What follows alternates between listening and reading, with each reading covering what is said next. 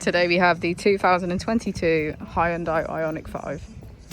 This vehicle has done just over 29,000 miles. It has an automatic transmission and a fully electric motor. To the left of our steering wheel, we have voice control as a feature, as well as automatic headlights and our drive mode button. To the right, we have cruise control and automatic wipers.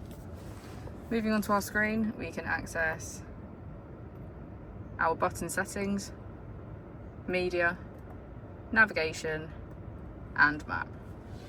If we put the vehicle into reverse, we can see that it comes with a parking camera with front and rear parking sensors. Just below, we have our dual zone climate control. And as we go into the back of the vehicle, we can see that we have a full cloth black and grey contrast interior.